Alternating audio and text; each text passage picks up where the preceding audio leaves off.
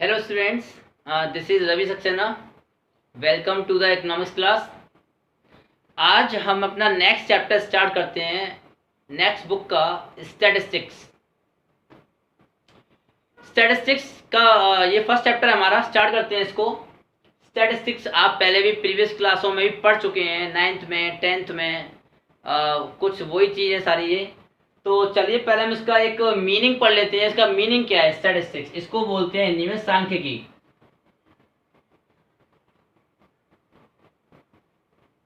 यानी कि जिसको नंबर्स में, संख्याओं में जिसको मेजर किया जा सके वही होती है statistics. Statistics is related with the numbers. संख्याओं से संबंध होता है पूरा इसका, फिगर से, कैरेक्टर से संबंध नहीं होता इसका कि गुड बॉय बैड बॉय, ठीक है ना, टॉलर स्मार्ट इंटेलिजेंट, ऐसे नहीं होता। संख्याओं में इसका वो होता है इससे संबंध। तो we can say statistics is a aggregate of facts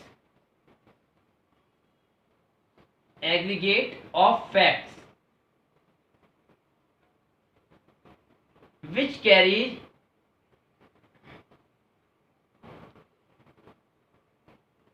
an objective. Statistics, we can say statistics is the aggregate of facts which carry an objective. किसी उद्देश्य के लिए फैक्ट्स का टोटलिटी की जाए, समूह बनाया जाए तथ्यों का, उसको बोलते हैं सांख्यिकी, उसको बोलते हैं स्टैटिस्टिक्स। अब इसका यूज जो आजकल हमारी डेली लाइफ में हो रहा है, हम कभी कभी अपनी शेड्यूल बनाते हैं, हम कभी दिनचर्या बनाते हैं, उसको टेबल फॉर्म में बना रहे हैं कि ये टाइमिंग हो गया, ये डे हो गया, मंडे ट्यूसडे वेडनेसडे, और ये एक्टिविटीज हो गई। जो आपने टेबल बनाई है ना, ये भी स्टैटिस्टिक्स है, ये स्टैटिस्टिकल टूल है। आपने कोई ग्राफ बनाया है, स्टैटिस्टिकल टूल है। आपने अपने जो आपकी मार्कशीट होती है, उस मार्कशीट में सब्जेक्ट, थ्योरेटिकल, प्रैक्टिकल में कितने मार्क्स, थ्योरी में कितने मार्क्स, टोटल कितना है, परसेंटेज कितनी है, मेरिट क्या बनी, क्या रैंक है आपकी, अटेंडेंस कितने में कितनी है, जो आपने पूरे मार्कशीट का फॉर्मेट देखा हुआ, क्या है वो? स्टैटिस्टिक्स। वो भी स्टैटिस्टिक्स है, सांख्यिकी है। यानी इसका यूज बहुत बढ़ गया है, हमारे डेली लाइफ में इसका यूज बढ़ चुके हैं। तो चलिए अब हम इसका आगे बढ़ते हैं। हम इसके सीधे फीचर्स पढ़ेंगे। स्टैटिस्टिक्स के क्या फीचर्स होते हैं? फीचर्स ऑफ स्टैटिस्टिक्स, क्या विशेषताएं इसकी, वो पढ़ते हैं। फर्स्ट पॉइंट आपका यही है जो मैंने ऊपर लिखा हुआ है, एग्रीगेट ऑफ फैक्ट्स।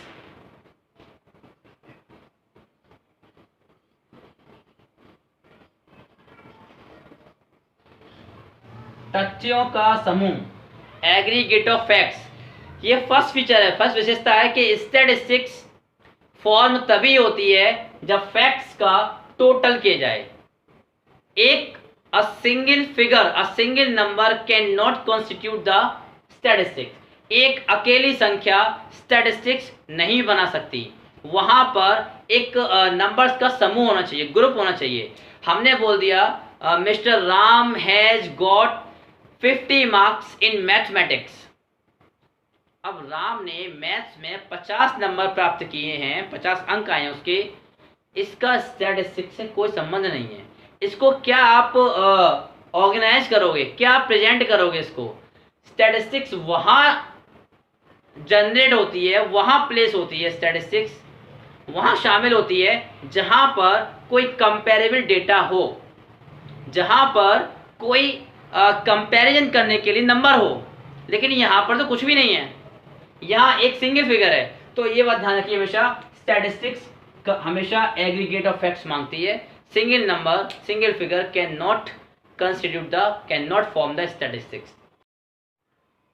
चलिए फर्स्ट पॉइंट हो गया हमारा aggregate of facts. Second point देखते हैं। सेकंड पॉइंट है हमारा affected by multiplicity of causes. Affected by multiplicity of causes का मतलब है कि जो भी फैक्ट्स हमने कलेक्ट किए हैं, जो फैक्ट्स हमारी इंफॉर्मेशन हमारे पास है, that should not be affect by a single cause.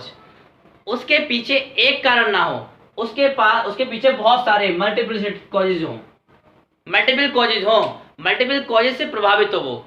जैसे कि हम कह सकते हैं, हम कंपेन कर रहे हैं कि in 2000 in at the time of independence 1950 में क्या था, agricultural productivity was very low in the sense, example ले सकते हैं, लगभग 650 kilogram per hectare of land production होता था, प्रोडक्टिविटी थी किसकी, फूड ग्रेन्स की, मान लो वीट की, गेहूं की। बट इन 1920 ये लगभग 3100 KG per hectare of land wheat का प्रोडक्शन पहुंच गया है। 1950 में इतना प्रोडक्शन हुआ, 2019 में इतना प्रोडक्शन है। तो ये क्या है, ये आपको एक तो सिंगल फिगर नहीं है, जो फर्स्ट वाला पॉइंट है कंडीशन लागू हो रही है, दो फिगर है, यहाँ पर कंपेरिजन हो रहा है। 650 किलोग्राम की प्रोडक्टिविटी थी वीट की पर हेक्टेयर ऑफ लैंड पर 1950 में, 2020 में 3100 किलोग्राम, यानी कि प्रोडक्टिविटी बढ़ गई। अब इसके पीछे रीजन क्या है, बहुत सारे रीजन है। परमानेंट मीन्स ऑफ इरिगेशन आ गए हैं, अच्छी क्वालिटी के बीज आ गए हैं, ठीक है ना, मॉडर्न फार्मिंग इक्विपमेंट्स आ गए हैं। कोई केवल एक कारण नहीं है कि बारिश अच्छी हो रही है, एक कारण नहीं है, बहुत सारे कारण हैं, बहुत सारे कॉजेज हैं। बारिश अच्छी हो रही है, इरिगेशन की फैसिलिटीज हमारे पास हैं, आर्टिफिशियल डैम वगैरह बनाए हुए हैं गवर्नमेंट ने, और अच्छी क्वालिटी के हाई यील्डिंग वैरायटी सीड्स हैं, केमिकल फर्टिलाइजर्स हैं, मॉडर्न फार्मिंग इक्विपमेंट्स हैं, ये बहुत सारे कॉजेज हैं। तो ये स्टैटिस्टिक्स माना जाएगा। समझ गए मेरा पॉइंट क्या है, कॉजेज बहुत सारे हों, मल्टीप्लिसिटी हैं कॉजेज, मल्टीपल कॉजेज हों। थर्ड पॉइंट की बात करते हैं हम लोग। थर्ड पॉइंट इज देयर कि न्यूमेरिकली एक्सप्रेस हमेशा होती हैं, ये numerically express.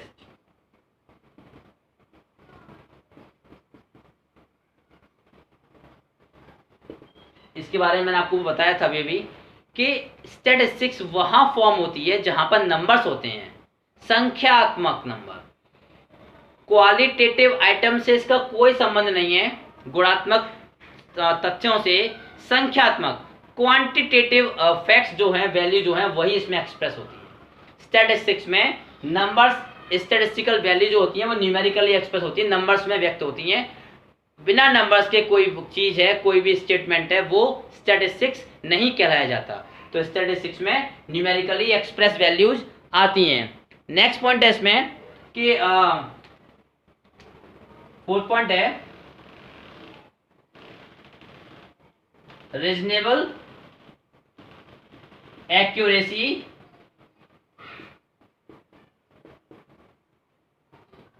Reasonable standard of accuracy,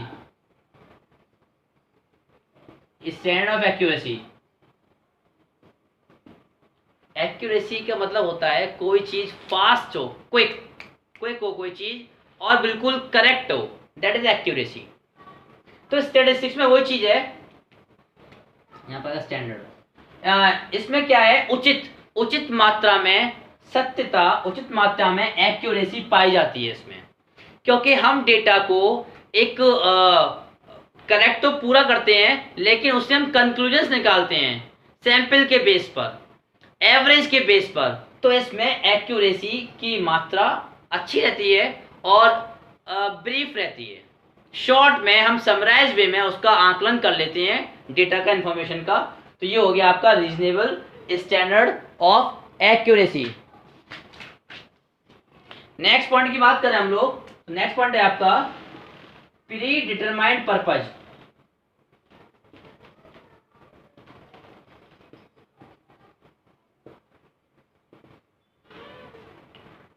इसकी बात हम कर चुके हैं ऑलरेडी।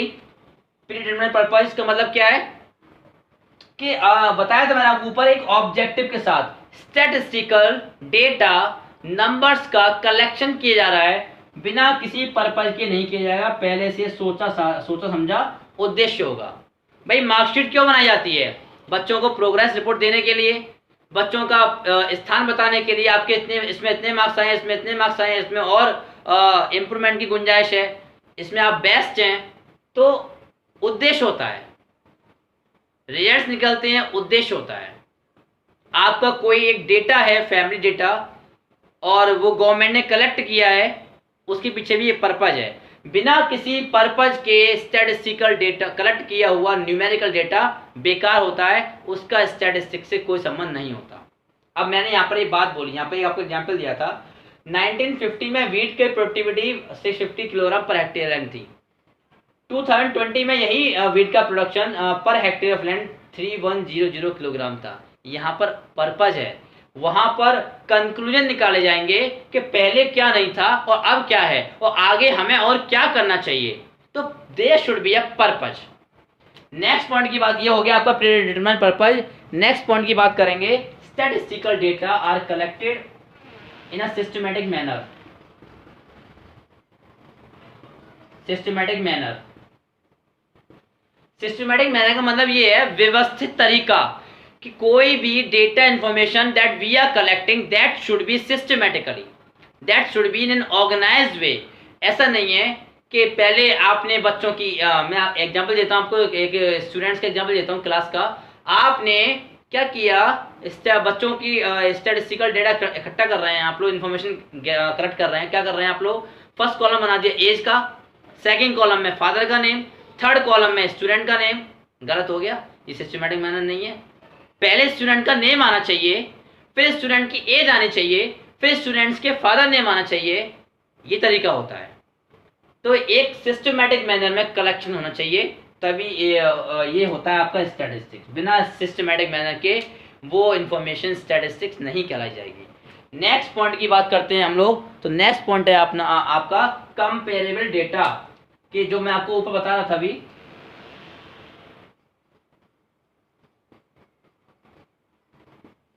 कंपेरेबल डेटा, कोई भी इंफॉर्मेशन कलेक्ट की गई है, अगर वो कंपेरेबल नहीं है, एक दूसरे से संबंधित नहीं है, तो वो स्टैटिस्टिक्स नहीं कहलाई जा सकती। सिंपल सी बात है, data whatever data is have been collected और इंफॉर्मेशन इज ये कलेक्टेड, वो कंपेयर होनी चाहिए। अब यहाँ पर एक कंपेरिजन हो रहा है ना, कंपेरिजन यहाँ पर हो रहा है 1950 में और 2020 में, ये कंपेरिजन हो रहा है, तो ये आपकी स्टैटिस्टिक्स कहलाई जाएगी। Mister Ram has got 50 marks in maths, Shyam has got 45 marks in maths, Riya has got 75 marks in maths. ये स्टैटिस्टिक्स कही जाएगी। क्यों, यहाँ पर मार्क्स का कंपैरिजन भी आराम से हो रहा है। तो समझ लीजिए आप, ये का डेटा शुड बी कंपेरेबल, एक दूसरे से कंपैरिजन किया सके, वो होती है आपकी स्टैटिस्टिक्स। ये कुछ स्टैटिस्टिक्स के फीचर्स थे, आई होप आपको समझ में आएंगे, बहुत इजी पॉइंट्स हैं। अब हम बात करते हैं स्टैटिस्टिकल टूल्स की।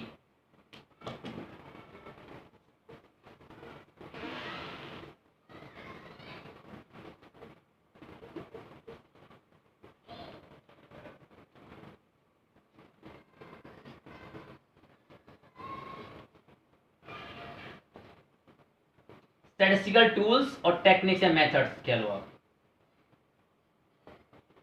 ये एक प्रोसेस है जिसमें डेटा कलेक्ट किया जाता है और उसको एनालिसिस भी किया जाता है। जैसे कि समझ लीजिए आप, यहाँ पर नंबर 1 पे आता है आपका collection of data. Collection of data, सबसे पहले डेटा का कलेक्शन किया जाता है। बहुत सारे तरीके होते हैं, प्राइमरी सोर्स होता है, सेकेंडरी सोर्स होता है। डेटा को पहली बार यूज किया जा रहा है, कलेक्ट किया जा रहा है, तो वो प्राइमरी सोर्स है। डेटा को इंटरनेट से लिया जा रहा है, मैगजीन से, न्यूज़पेपर से लिया जा रहा है, तो वो सेकेंडरी सोर्स है। तो वो होता है आपका डेटा कलेक्शन। डेटा या इन्फॉर्मेशन कलेक्ट करने के बाद फिर आता है number organisation of data. Organisation of data, organisation of data का मतलब है कि डेटा को क्लासिफाई करना, प्रॉपर कॉलम्स में, प्रॉपर फील्ड्स में, रो और कॉलम्स में प्रॉपर क्लासिफाई करना, डेटा को रिलेटेड फील्ड्स में प्लेस करना, ये होता है ऑर्गेनाइजेशन ऑफ डेटा। यानी डेटा को छानना, बहुत सारा डेटा इकट्ठा हो गया, उसको छानिए, उसको प्रॉपर फील्ड्स में क्लासिफाई करिए, ये है आपका ऑर्गेनाइजेशन ऑफ डेटा। जब डेटा प्रॉपरली ऑर्गेनाइज हो जाता है, क्लासिफाई हो जाता है, उसके बाद आता है presentation of data, presentation of data, data का प्रेजेंटेशन यानी कि आंकड़ों का प्रस्तुतिकरण। डेटा जब ऑर्गेनाइज कर लिया गया, क्लासिफाई कर लिया गया, फिर डेटा को प्रस्तुत करने की बारी आती है चार्ट्स में, डायग्राम्स में, ग्राफ्स में। डेटा को प्रेजेंट किया जाता है, प्रस्तुत किया जाता है टेबल्स में, टेबल्स बनाई जाती हैं, टेबुलर प्रेजेंटेशन जिसको हम बोलते हैं। तो ये क्या है, ये डेटा का प्रेजेंटेशन हो गया, जिससे डेटा समराइज वे में आ जाए, टेबल फॉर्म में आ जाए, डायग्राम के शेप में आ जाए, डायग्राम के फॉर्मेट में आ जाए, और इजीली डेटा को लंबा पढ़ना ना पड़े, तुरंत समझ में आया डेटा क्या है, इन्फॉर्मेशन किस बारे में, इन्फॉर्मेशन क्या कह रही है आपसे। ये हो गया प्रेजेंटेशन ऑफ डेटा। फिर डेटा को प्रेजेंट करने के बाद किया जाता है एनालिसिस, एनालिसिस ऑफ डेटा, यानी आंकड़ों का एनालिसिस का मतलब होता है विश्लेषण, विश्लेषण, डीप स्टडी। जो डेटा आपने चार्ट्स में, डायग्राम में और पाई चार्ट वगैरह में आपने डेटा जो शो किया है, उन डेटा को क्या करेंगे हम लोग, स्टडी करते हैं, स्टडी करते हैं, उससे रिपोर्ट तैयार करते हैं, उसको स्टडी करके उससे रिपोर्ट बनाते हैं हम लोग, और डेटा को हम लोग एनालाइज करते हैं, विश्लेषण करते हैं डेटा में कि बारीकियां क्या हैं, क्या मोटिव था इसका, और हम इससे क्या कर पा रहे हैं, हमारे लिए कितना यूजफुल डेटा हो सकता है, वो होता है एनालिसिस, स्टडी करना। एट लास्ट क्या होता है, डेटा को एनालिसिस करने के बाद इंटरप्रिट करते हैं, interpretation of data, interpretation of data. आंकड़ों का ये यहाँ पर विश्लेषण हो गया, अब यहाँ पर परिवर्तन होगा, यानी कि डेटा को मीनिंगफुल बनाना। मीनिंगफुल, मीनिंगफुल का मतलब है जिस पर्पस के लिए आपने इंफॉर्मेशन कलेक्ट की थी, ऑर्गेनाइज की थी, प्रेजेंट की है, स्टडी की है, उस ऑब्जेक्ट को पूरा करना, रिपोर्ट्स को पेश करना, कंक्लूजन निकालना, निष्कर्ष, कंक्लूजन्स ड्रॉ करना, कंक्लूजन्स निकालना, रिजल्ट तैयार करना, ये है आपका इंटरप्रिटेशन ऑफ डेटा। तो ये स्टैटिस्टिकल मेथड्स हैं, प्रोसेस है पूरी, जो लाइन बाय लाइन चलती है। कलेक्ट किया जाता है, फिर ऑर्गेनाइज किया जाता है, प्रेजेंट करते हैं उसको, एनालिसिस करते हैं, स्टडी, इंटरप्रेट करते हैं उसको। ये हो गया आपके स्टैटिस्टिकल टूल्स। आई होप आपको समझ में आए होंगे। आज की वीडियो में इतना ही, आगे के जो टॉपिक्स है वो हम नेक्स्ट वीडियो में कवर करेंगे। सी यू गाइस, गुड बाय।